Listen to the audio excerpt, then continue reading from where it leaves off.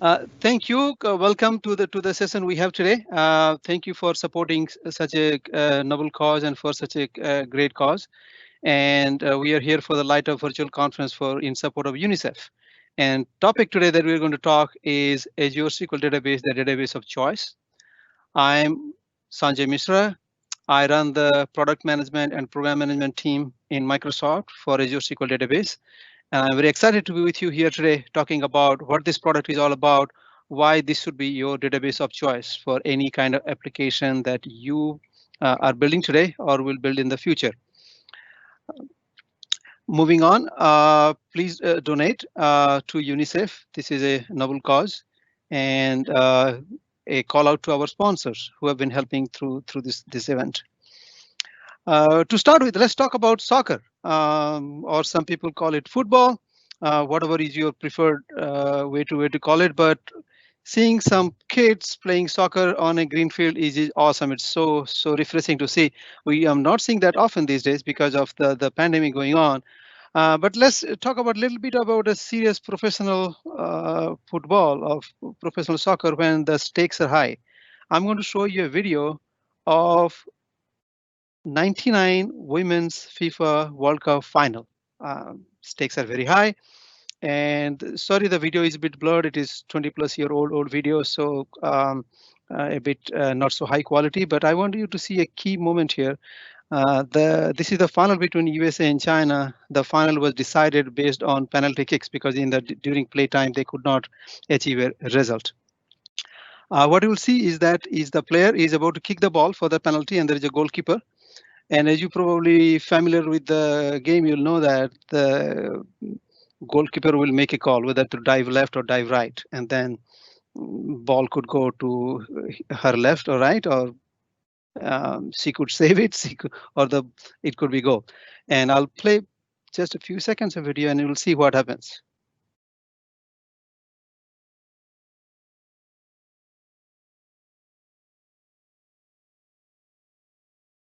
That's it. That's all the video is about. So the goalkeeper dive to the right, ball goes to the left, and by the time the player who is kicking the ball is going back celebrating to her teammates, there are also a bunch of people who are celebrating, and those not just the supporter, but people who have put bet on it. People put bet on sports, active, live, real-time bet. They will be betting in a real game situation. There will be all kinds of complex bet, who the ball is going to pass, etc. In a penalty kick, it's very simplistic. One person kicking, one person trying to defend the ball. Simplistic, but there's still many options. Ball could go to the left of the goalkeeper, to the right of the goalkeeper. It could be saved. It could go high. It could go on the ground. And people will be online real-time betting. And in such a real time, their bets will be paid off by the time the person who kicked the ball and sees going back celebrating. The people who had a successful bet are also celebrating because they have got the money back. In a matter of few seconds, all these things happen.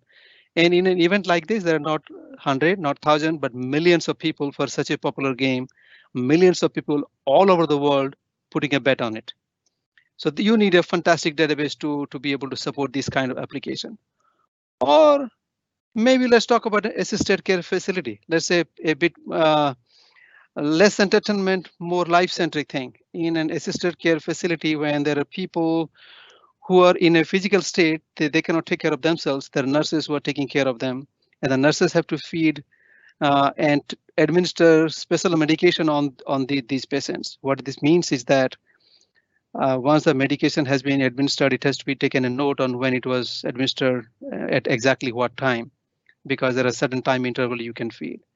If these medications are so high power that overdose or underdose is life threatening. That means if you have you have given the medication to the patient, and by mistake you have taken note, or the data is lost, or you have not taken a note of that, and within a certain period of time, the next nurse comes in and says, "Oh, this medication has not been fed. Let me give this medication to the patient again." It could be life threatening. So in this situation, you really want a database that has very strong transitional consistency. You cannot lose any data.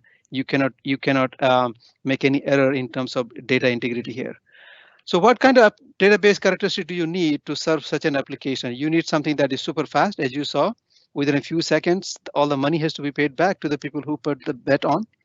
You need something that's highly transactional, consistent, high concurrent, not so much for the assisted care facility, but for the game scenario. It's a lot of people doing database stuff at the same time. Highly reliable. You need something that is secure because there is, on healthcare side there is a PII information. On the game side there is money changing hands. Data could be large or small. You need a great price performance for your database. And you want something developer friendly so people can build application easily on top of it, and easy to deploy, easy to manage, and many more. If these are the things that you're looking for in a database, then your database of choice is Azure SQL Database. It's the best database for building modern cloud applications. And many of you already running databases, some in the cloud, some probably not in the cloud, some in on-premises, and you would have experienced that managing database systems on premises has certain kind of tasks. You have to go buy, purchase the hardware, install, provision the hardware, keep taking backups of your system, keep doing health checks, design high availability, disaster recovery, make sure it is compliant, secured. Every few months or weeks, you do upgrades, patches, and all this stuff. What we have done for Azure SQL for you is actually we are taking care of all these through built-in capabilities. We take care of built-in provisioning, we take care of built-in high availability, giving you 99.995 SLA. We provide you easy way to do geo redundancy. We take care of updates and all things. Basically, we take care of all the database chores so that you can focus on your application, whether it is a sports betting or gaming or a bank or a assisted care facility or it's a kids school education system. Whatever is your application, whatever is your business, you focus on that. Leave the database chores to us. So this is what we call platform as a service or database as a service, depending on what you like to call. Azure SQL Database, the database of the discussion today, is the most mature PaaS service on Azure.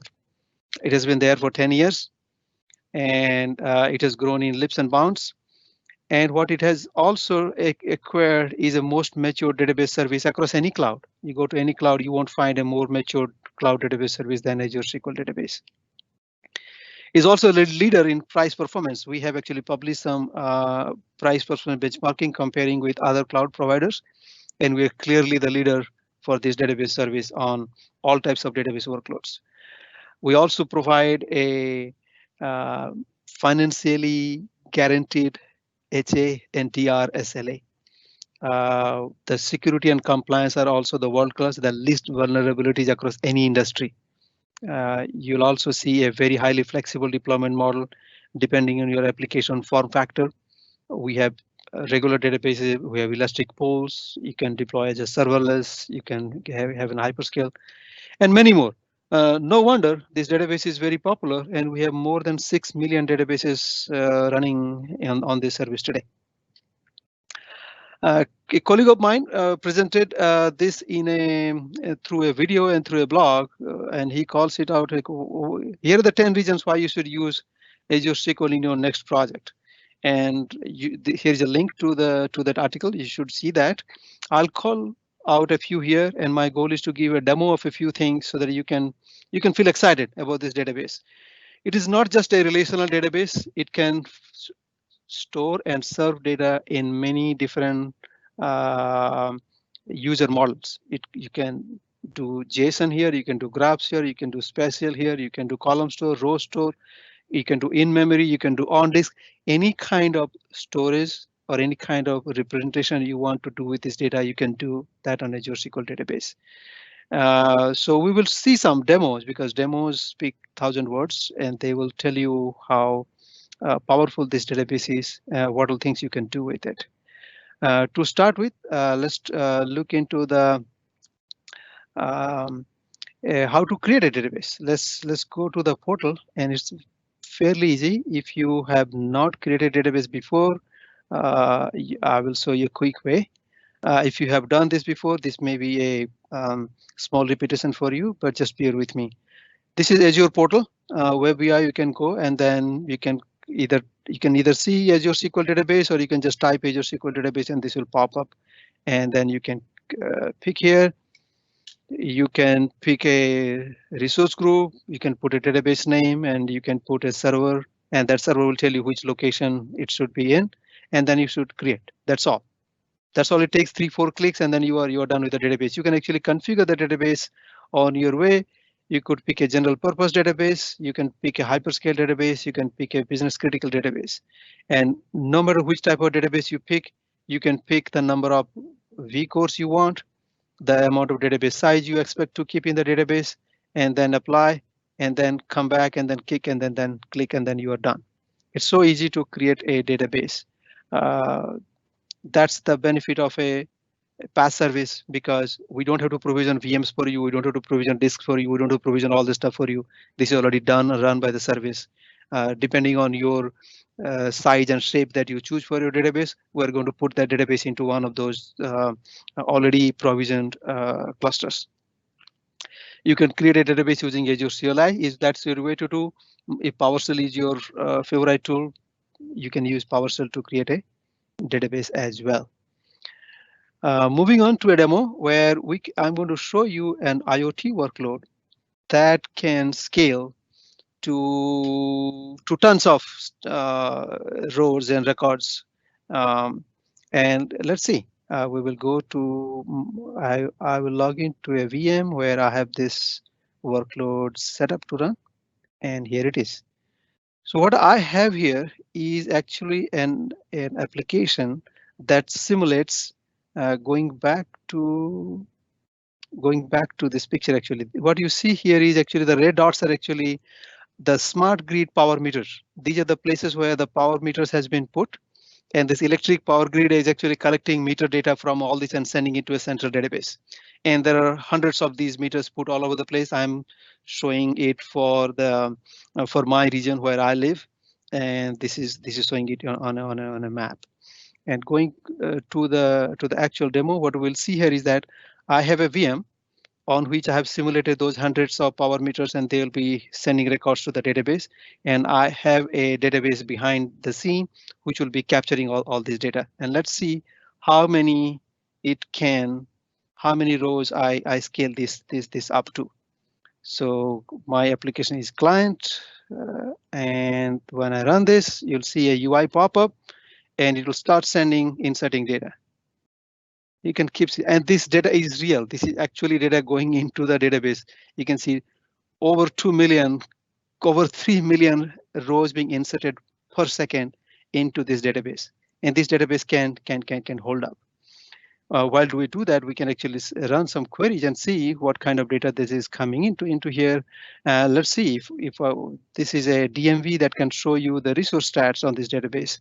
And you can see that I'm pushing high because my average CPU percentage is pretty high, and then I'm pushing data into. What this is actually doing is actually collecting all this data into in-memory OLTP tables, which is super fast for high concurrency inserts.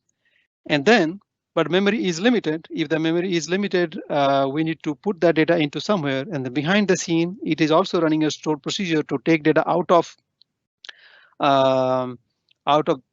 that in-memory table and put it into a column store compressed table. So we can collect lots of data over there, and then what we can also collect over is that the in-memory, we keep clearing in-memory table. That looks something like this. Deletes top 25,000, then inserts into this in-memory table. From the in-memory table, it inserts into a column store table. That's how we're able to keep track. You can see that 4 million, over 4 million. By the way, while this is going on, you may like to see that I need to know how many I'm actually how many data that has actually come in, and I would like to play with some of those data. But guess what? My CPU is pretty high. I don't want to run my queries on this same database because I may actually slow down my rate of inserts. Don't worry. What we have with this, because this is a business critical tier. I showed you three tiers on the portal. So this is a business critical tier which have multiple high availability replicas behind the scene. What we also do, we actually give you one of those replicas, and we say that, okay, guess what? you can actually run your read workloads on top of it. And you can do that continuously while your write workload is going on. So I'm connected in this one to the read replica.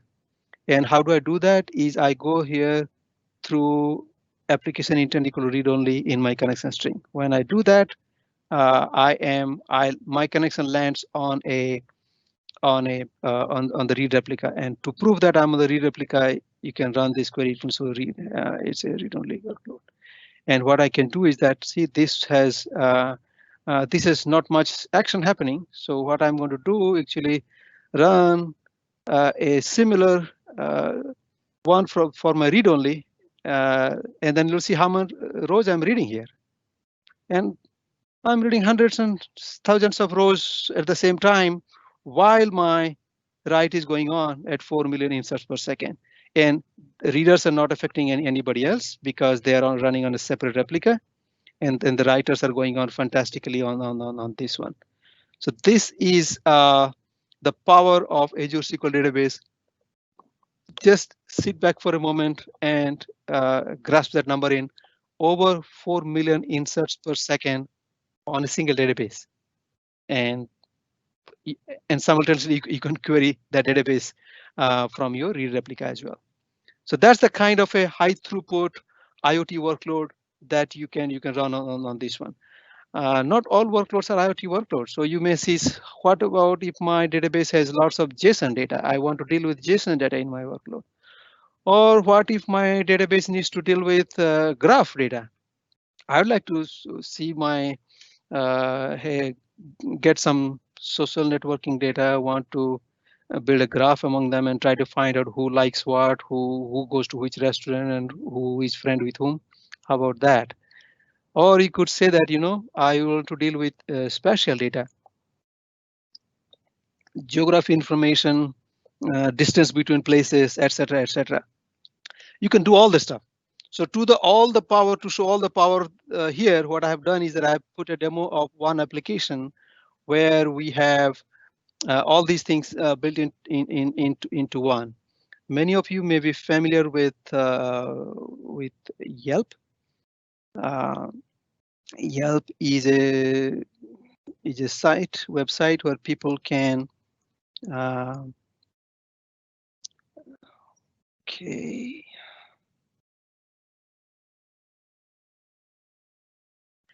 Yelp is a site where people can actually go review their comments. They can put comments about a business they have used, etc., etc. And what Yelp does is Yelp provides the data sets. It's open for anybody for academic or research purpose, education purpose, and then you can actually download. You can download 8 million reviews, 209,000 businesses, and several thousand across 10 metropolitan areas. And if you download this data set, you have to just sign up some agreement, then you can download. And then you can play with them. You can build graphs among them. You can have geography information within them. You do all the stuff. Yelp provides all this data in JSON format. So when you actually download that data, that looks like this. You can see them. They are JSON files. So what we have done here is actually put together a GitHub project for you, where we have actually put the data and put lots of scenarios that you can play with the data. And I'm going to show some scenarios that you can play with that. So once you get the JSON data, your objective is actually to, how about I load the data into the database and then play with it. You can actually download that GitHub project and then do your own kind of experimentation with the data. I'll show you some typical exercises here today. First thing first is this is actually the same thing that you saw in GitHub. I've downloaded all those SQL scripts here. I'll skip a few because I've already created the database and all the stuff. Here it is how to import the data. Import the data. Azure SQL and as well as SQL Server provides a way for you to open JSON files and read them and then load them into actually a SQL table. As simple as that.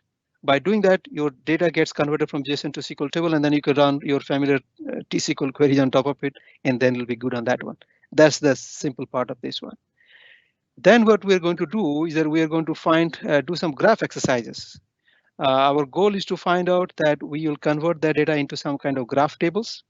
And through these graph tables, we'll be able to show you how do we do that. And then we're going to play with some. Okay, we'll go play with some of the graph algorithms. One of the popular graph algorithms is actually um, finding a nearest neighbor between two people, or finding a shortest path between users. As you saw, there Yelp has so many businesses, so many people's reviews over there. If you want to find out, are two people connected in this data set? So we have picked two people. All this data is obfuscated, so there is no personally identified information in the database. So you can play with that. There, people and businesses are replaced by GUIDs. So what we're going to find out that one person is this, another person is this. I'm going to find out uh, how they are connected. What is the shortest path of connection between them? And this is a query that you can run, and you'll see that this query will show you how many different ways they have these two people are connected. And this is a pretty intensive query because it is doing union all of multiple queries. It is going against the same table and then trying to do a self join of the same table to find out origin user as well as destination user. It takes a bit of time because it is intensive. But this is also a very inefficient way to find out the connection between two people, because it first goes, is this person connected by one hop?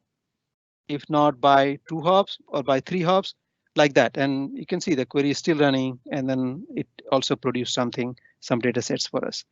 What we have introduced in SQL Server 2019 and before that in Azure SQL Database is an algorithm called shortest path.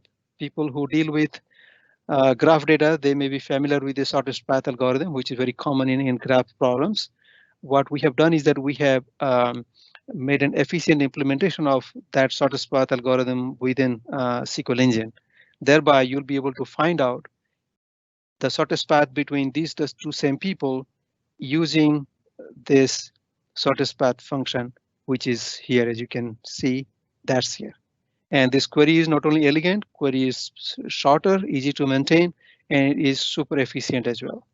And it should come back within a few seconds to give us that these two people are connected by two hops.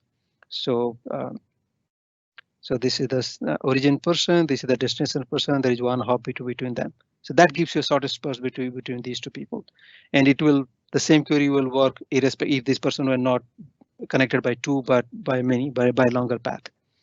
So that was one example of using this data in the power of SQL database. You don't have to leave your database to do graph operations. How about if I want to find out something even more interesting? We talked about sports a bit before. How about if I want to go to see a sports? A few years back, there was a Super Bowl um, in Phoenix Stadium, also known as the State Farm Stadium. And what I'm trying to find out, I want to go watch that Super Bowl. So I want that either before I go or after. I want to find some food so that I don't go hungry. I have some specific food interest. I'm going to find what are the nearby food places close to this stadium. So I can actually define a geography within the database. The coordinates can define a geography, and I can find out if 50, and then I'm converting it to 5 miles, converting them into uh, meters, so that I can calculate, because the data I have is in matrix format. And I am going to find out what are the top 10 food places next to the stadium, because I know the stadium's coordinates.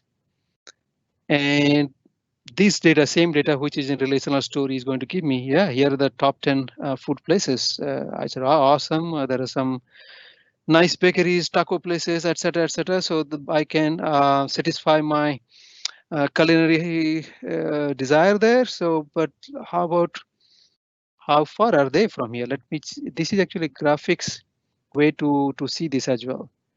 This also outputs. You can see there are a few points here some here, one here, and one here. So there are a few ones. And I said, okay, good. I will not go hungry, so I can find a good place to go eat my food. But I do not live in Phoenix. I live close to Seattle. So if I go there, I have to stay overnight in a hotel. I would like to go and stay in a hotel which is close to the stadium. And how about if I find a stadium hotel which is nearby? Let's find all the hotels that are close to the stadium. So this is doing the same thing, same 5 miles distance, same geography for the stadium, and trying to find out which are hotels instead of food. So same queries as before, just different filter, and I find that wow, there is a lot of good ones. I'm a Marriott award. I have a Marriott membership, so I would like to stay in a Marriott property, and I love Residence Inn. Looks like there's a one Residence Inn very close to it. However, I do not know how good is this Residence Inn because they have different management, and some locations Residence Inns are good, some locations may not be as good. How do I know if it is good or not? The criteria that I'm using today is if anybody in my friend list, anybody that I'm connected to in my graph, if they have ever stayed here and left a review, that's good enough for me to think that, yeah, the hotel is good enough because people in my network live there. So think of this, what I'm doing there is I'm joining graph, I'm bringing a graph, bringing in geography, and then combining them in a query to find out anybody in my network um, has stayed and left a review here. So I'm using very complex structure. You can see that, and we're pretending that I'm this user. My user ID identified by this GUID. It happens that it starts with SQL. I don't know how that happened, but it happens sometimes. And anybody has stayed in this business. So we will see, we'll find people who are in my shortest path, and then if they have left a review, because we are also looking into the review table. So let's do this query and we'll see what happens here. It's a pretty complex query, as you can see, and this could take a significant few minutes or so to run to show me a result that yes, somebody has stayed and put a review up there in the Yelp database. After running for a few seconds, I realized that the complexity of the query is pretty heavy here. Let me see if I have enough resources for this query, because this database could be may not have enough horsepower here. So this is a query to find out how many, what kind of service objective I have put in here. And I can see that there are only two. This two here indicates that it's a 2-core. All these we are doing, all this graph, everything that we're doing on or just on a 2-core machine. So you can think about how powerful this database service is. How about I serve it to 16-core or 32-core? Okay, this is a simple way to change it to, I'm in a mood to go to 32 cores today. It comes back easily, quickly. Actual resizing from 2 cores to 32 cores is not instantaneous, but not as much time it takes in your maybe in an on-prem environment where you actually have to move this database to another servers which has got those many cores available on that for server. It's pretty fast. Yeah, could still take a few minutes. It usually takes 40-45 seconds to come back. We can keep running this one to figure out if it is done. Looks like it is. It will take maybe a few more seconds. In the meantime, we can take a quick look at the query. And if you can see, this is using it looks for top one. If a single person has left a review, that's good enough for me. There may be more people might have left review. I don't care. I just care for at least one query, at least one review, then I'll be good. And I'm looking for people, me, and anybody in my shortest path. Anybody who is connected to me through a shortest path, and then has left a review, and where left a review for this business. This business was the same business that we saw in the previous query, is a residence in close to the stadium. And I'm providing a hash one hint here to make the query faster. Let's see if it is done. Probably it is completing now. Now it is done. You see, it is so fast. It took maybe 40 seconds this time to go from 2 cores to 32 cores. Now my database is more powerful, and this query should come back much faster. With 2 cores, my previous run so that usually it comes back in 2 minutes or 3 minutes time. With 16 or 32 cores, it usually come back in 30 seconds or less. So this is the holistic power of Azure SQL Database. You can see that we could do JSON on the same database. We could do graphs on the same database. We could do spatial queries on the same database. We could combine all that stuff, which means that you can write very intelligent applications. You can write very modern applications. For example, the graphics, the geospatial that you saw, you could actually run this query and show if the mobile app has a graph, has a map on it, you can actually show the businesses there. And so you could do those kind of modern applications. You could write, so it came back. This time looks like it took 41 seconds. And now I know somebody has actually left a review there. And these are my friends. This QAH person left a review, and this QAH is connected to me through 2N. And since they're connected to me and left a review, I'm satisfied. I'm booking my tickets to go to watch that Super Bowl in the Phoenix Stadium. So that's the story here. You can find I request you that take a look at the GitHub and try more. Actually, you can do more. You can do a word cloud with this. You can do a text classification. You can play with this data very interesting experimental ways. So I encourage you to do that. Now that we saw many different ways that you can use data, you want all this data to be secure, don't you? Because once you put your business data, you don't want them to be unprotected. So you want them. So Azure SQL provides you ways to authenticate and access management, data protection through encryption, network security through VPN and private links, monitoring, logging, auditing facilities, and managing your security infrastructure. And we have tons of features and capabilities that will help you through this one. Today, we don't have time to go through all over this one. Covering this page itself will take an hour, but this is to show you the intelligence and the security that goes behind to make this database ready for any type of application, any type of business, whether you are a hospital or a bank or a credit card company or a small mom and pop shop, irrespective of what you are, you have this database and it has got all the knobs and bells and whistles ready for you. The default choices are pretty easy to choose. The default choices make you the most secure that you want, and then you can alter based on your application needs. And while these are all secured and this database is very powerful, you would also want your database to be completely resilient to any kind of failures. The failures could be human errors, could be hardware failures, could be disasters, could be all kinds of stuff.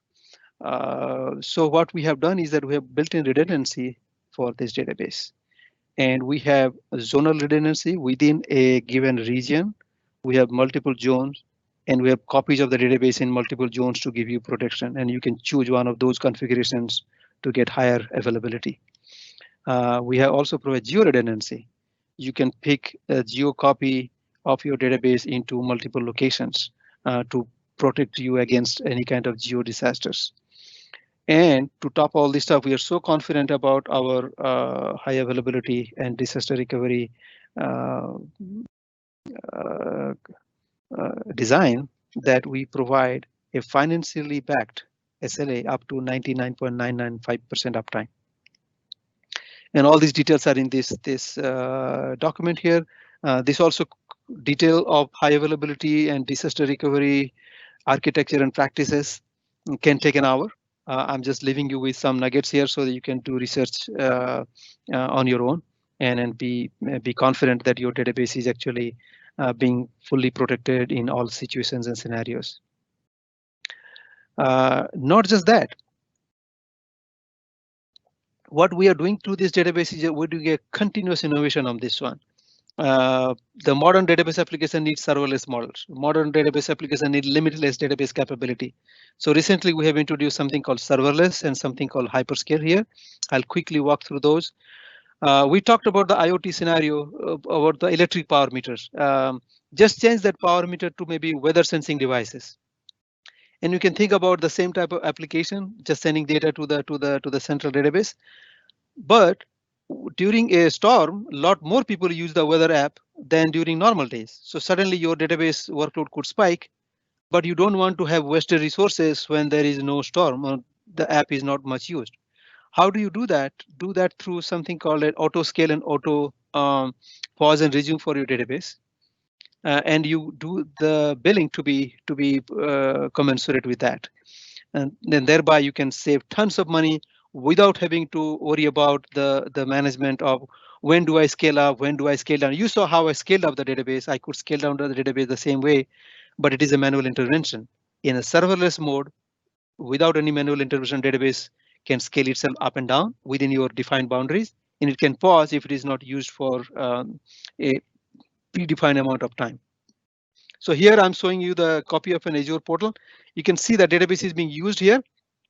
The left side is the use of databases. You can see that my database is spotty. It runs for some time, then doesn't run for some time, then does not in last 24 hours.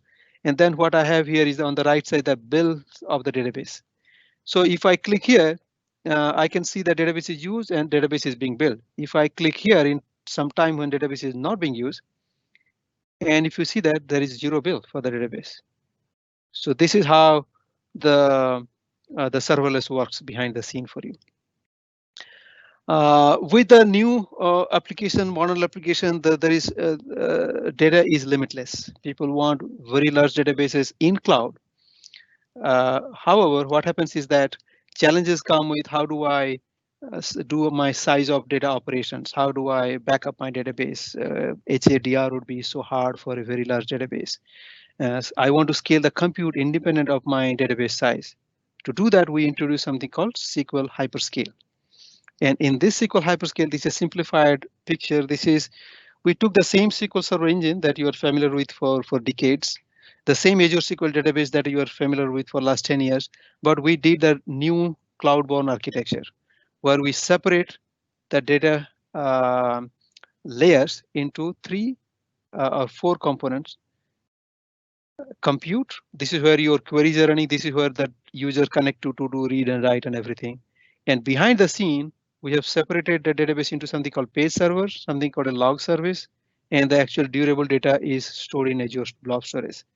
This gives us independent scaling of compute and independent scaling of page servers. If you have a bigger database size, all we do is give you more page servers. Thereby you get bigger database size.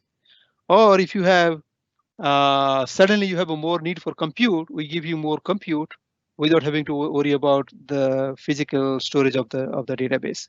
And we'll also give you readable replicas where you can run your read queries.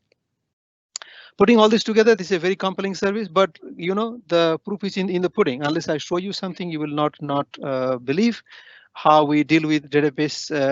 Big databases come with big problems, which means that. Sanjay, I do want to interrupt you and let you know that you're at 5:47, so maybe this is a very fast demo.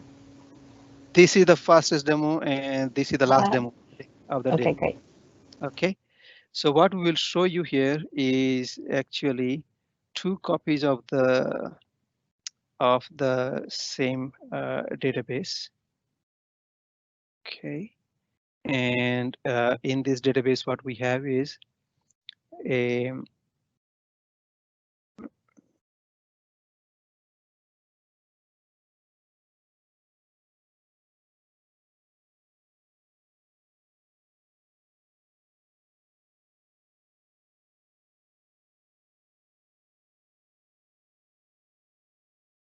yes. So on left side, I have a database which we have feature called accelerated database recovery, which is disabled. Let me run this to give you a dramatic effect here, and I'll explain what I'm running here. And I'm doing the same thing on this side. Yes, both queries are executing. Now I'll explain what it is. What we have here is a database where um, uh, I have a copy of the same size database on two separate databases, and they are of the same size. And I have a table called store returns, which is 20 billion rows. What we sometimes do was that we sometimes do unintentional mistakes. And here I have done it. I started a transaction to update the data, but I forgot. While doing some test, I had my where clause commented out, and when I actually executed on the big database on the big table, I forgot to uncomment my where clause. What it did was that it's actually running the huge update on a 20 billion rows table. In the past, making these mistakes could be very costly, because um, undoing these changes or rolling back such a huge transaction can take a really long time, as you will see here. So I realized after maybe a minute that, oh, I did a mistake. I should cancel the query. And now you can see that this has gone into the cancel query mode, and it is taking time to cancel the query. Now on the right side, I have the same database, same size, a different copy, whereas I have accelerated database recovery is one means enabled. So you can see that on means one is enabled. On this one, I had it purposefully disabled to show you the dramatic effect. This recovery will continue, rollback will continue for some time. On this one, I took even longer to realize I made a mistake, and what I do was that I cancel the query, and instantaneous. This capability we introduced it for very large databases, for hyperscale size databases, but it is a by default it is enabled for all Azure SQL databases. So I welcome you to go make mistakes to your heart's content. Only then you realize how powerful this database is. We as human beings, we have earned the right to make mistakes. Failure is our birthright. So fail fast. If you fail fast, then you learn fast too, instead of waiting for the rollback to come and take too long. And thereby you can see that, okay, now you can go about saying that, I will uncomment it and go about your business, and then do the right thing. So these are the powerful capabilities of this database that I wanted to show you today. And there is many more for this database to talk about. We have awesome story for DevOps. We don't have full, this itself is a full 1 hour session. We don't have that much, but I'm pointing you to an awesome blog by one of my colleagues. Please go through that. I saw part of the previous session. That was a very good DevOps presentation too. So you can look at the previous recordings in this conference as well. And to close this, I'll say that what we talked today is about Azure SQL Database. It's part of a family of products called Azure SQL family. What we talked about is a database. The same capabilities are available in an instance. If you love an instance, you want the same things to do an instance, awesome, you can do that too. If you want a VM, we offer you a VM in Azure SQL family. You can have more control on the VM, and you can do that too. Same capability, same power, same kind of price performance. So no matter what you choose, you are the winner. I will end my session now. You please send the feedback about the speaker, about the event through these links. And thank you here to find me. I'm putting my email here and my Twitter handle, my team's Twitter handle. You can find and reach out to us if you have any questions, any thoughts, any suggestions. Thank you so much. Let me go and see if there is any comments or any questions that I can take. No questions, but I do encourage everyone to reach out to you as you've left your email address and your feedback links. So we appreciate your time and your contribution to this great cause. Thank you. Thank you. Awesome. I enjoyed the session. I enjoyed it. I hope everyone did as well. Thank you. Bye now. Bye-bye.